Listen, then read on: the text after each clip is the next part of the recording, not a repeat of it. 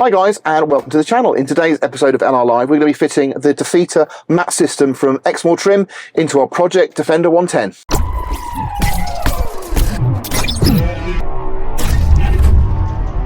Right, so there are quite a few videos out there on how to fit the acoustic mat system into a Defender. In fact, Exmoor Trim do one on their own website, but I've done a number of these. I do know a few little tricks that will make the job a lot easier, and hopefully the finish should be a lot better. So I'm going to run through most of it quite quickly and just focus on those small details for you. But as you can see here, there's a lot going on in the Defender since you saw it last. There's a new episode coming out soon, and you'll probably see a few hints about what that's all going to be featuring while we're fitting the mat system, but I won't give too much away right now. Now, if you've looked at any of our other videos, you'll notice that we have fitted the mud stuff seat risers to the driver's side, and because we've got some additional cabling now on the passenger side, we're going to be fitting seat risers to this side as well. Now, fitting seat risers over a mat system does make the job quite a bit easier because you're not fumbling about with the chairs. You get the seat runners or the risers on there in place, and you'll see what I mean when I actually do it, and it's just a much tidier way of doing things. Now, the biggest pain about this job is the cubby box. So if you've got a cubby box or a centre seat in your vehicle, they are notoriously difficult to get out. And, you know, you do have to get it out to make sure you do a nice job of fitting it. So what I'd recommend is if you're going to the trouble of removing a cubby box for whatever reason, make sure that you replace just the standard nut and bolt and washer fixing arrangement you've got on the centre plate down here with some riv nuts, because it just makes the job so much easier. So that's something we're definitely going to be doing. We're going to be fitting riv nuts into our box so that we get easy access to refit the cubby box. That's really important. So you are going to have to loosen off your handbrake. That can be a bit of a pain. That's another reason why you need to take that centre plate up where your cubby box sits. With our vehicle, I've actually removed all the original insulation and all the deadening that was in there, which I regret doing now because the mat system actually only goes up to the lower piece of the footwell on the firewall. It doesn't actually do the upper piece. So we're going to use some Dynamat to do the upper pieces after we've installed it. Also, the system does come with some fake leather gear gaiters for the handbrake and also for the gear and diff lever. I don't like those personally, so I won't be fitting those. I'm going to keep it rubber, and that'll be like throughout the vehicle. It's just going to look a little bit more utilitarian. So that's my personal choice, but it's nice that they include it because if you're going to the trouble of actually transforming the interior, which it will do, of your 90 or your 110, it's quite a nice touch to actually replace the gaiters on your gear stick and your handbrake. So the first piece you're going to fit is the firewall piece. That only requires a bit of marking where your handbrake cable goes, because you've got two studs where you remove the handbrake lever on our TD5, and you can see here where I've removed the lever for the bonnet release catch. Now that actually leaves two studs on the firewall around the tunnel. Now there's no holes in this piece, and all you need to do is just offer it up into place and just give it a bit of a push, and you can see where the holes need to be. It's nearly pushed through. So if I now turn that around, I've got two marks here, and I'm just going to drill those out now to make room for the studs and we'll get it installed.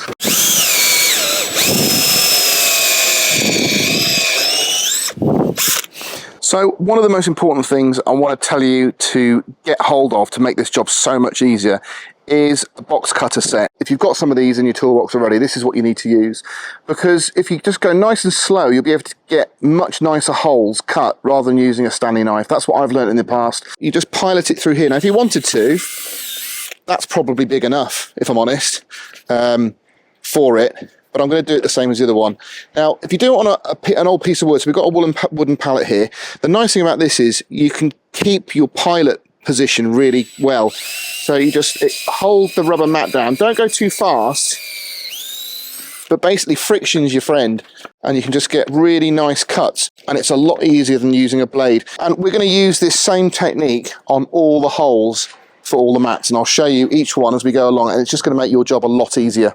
So now we've got our holes cut for these 2 points here, you'll see we have to get the actual mat right over the lugs. So just drop that in place there. This mat goes right behind your fuse mounting plinth. So make sure you're happy with the position on both sides. So on our application, you can see here, have got this massive conduit full of cables, which we'll be coming to in a future episode. But what that means is I've got to actually make allowances for that to enter into the plate here.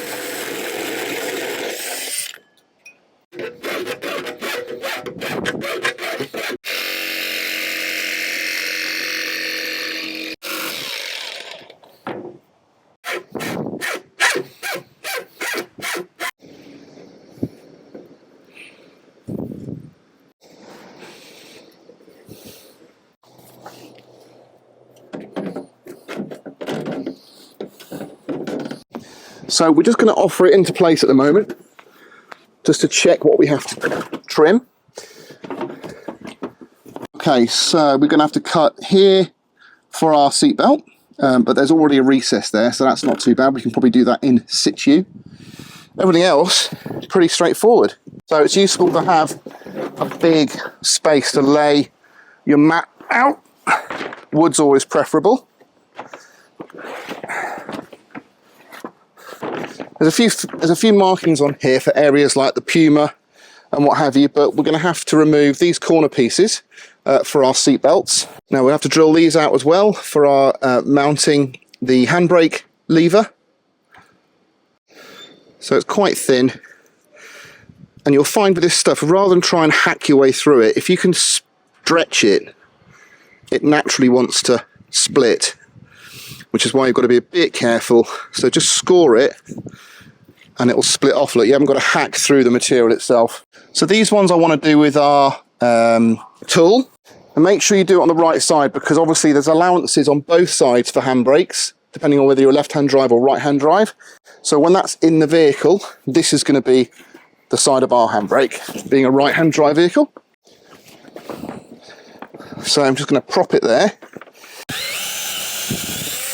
So as you see there, look, I've gone through with a slightly bigger one for the actual cable itself, and then the mounting holes, basically follow it round and then start the split and peel it. It's just so much easier than actually hacking it. Right, we're ready to throw that in again. Just a few things to show you. We haven't released these sections yet, which we're going to do now, but also I had to cut into the mat at the back here, because on this 110 this bracket clamp is held down by these bolts here, and I want to leave those in. So all I've done is just cut a little relief in the mat, same as the back here, just cut a little relief. And as we said before, we're going to be fitting our riv nuts in here, so we've already got the recesses ready to puncture through. So we can just slide this back into position. So where you've got the ridge at the front of the seat box, you've got to give that a proper good smack down over the top. It's a nice tight fit. I've also made a little relief in the front there to allow for our OBD just to sit flush and out.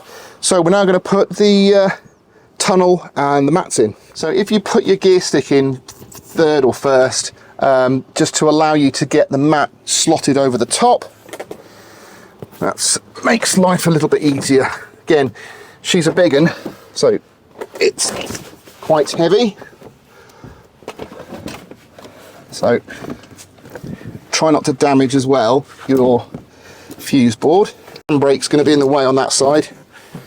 1,000,001 uses for this, as they say, but I want to be able to get in there.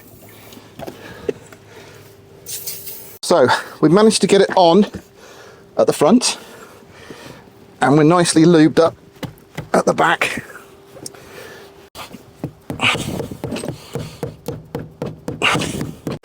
So now we've got our seat box in, we've got our footwell in, we're ready just to give these a little bit of a cut on here. Remember what I said about just scoring gently. Okay, don't cut through, because you can just lift it and split it.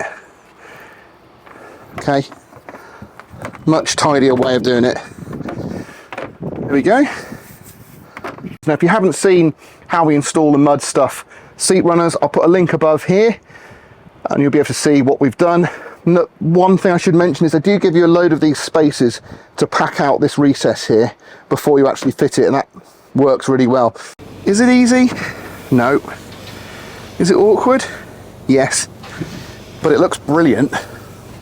Now with the mud stuff seat risers, you get these extra long bolts, and they're obviously designed to work with a standard carpet set, but with this rubber mat, because it's sort of best part of 8 to 10 mil thick, if you put 2 washers in there, the bolt's not long enough to catch on the riv nut inside, and it won't clamp down. So I've only put 1 in there, which is the bare minimum, and it's managed to deform the rubber of the mat slightly at the front here because it's clamping it down too hard. So what we really need to do is source some slightly longer bolts, just another 10 mil. So I'm going to do that independently. So that's something you would have to look at doing if you yourself were going to be fitting these seat risers, which I think is a really good idea, because I think it's the fit and finish that you get on the mat system with those seat risers is so much better than just putting the seats directly onto the seat box. So I'm really happy with the mat system. I think it's gone in really nicely. It's a big improvement on some of the other mat systems that I've fitted. The biggest attraction really for me is the fact that they've got those little pockets that sit over the catches for the under seat trays to lock them into position, because that was always something that was a bit of a pain on previous sort of mat systems I've fitted. But just going back to a couple of the tips that we mentioned before, definitely get yourself one of those box cutters, the hole cutter attachment for your drill, to make those holes so neat when you're drilling them through on the mat system.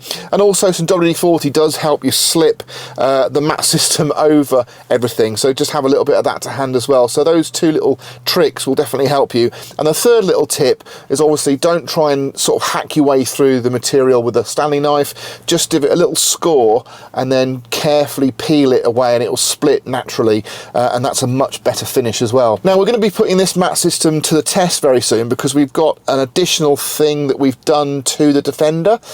Again, not giving too much away, but in the next sort of few days we're going to reveal what we've done, and the acoustic mat system is going to play a big part in that. I'm sure many of you can guess what we've done, but you will not believe how good it is. Anyway, I'll leave that for another time.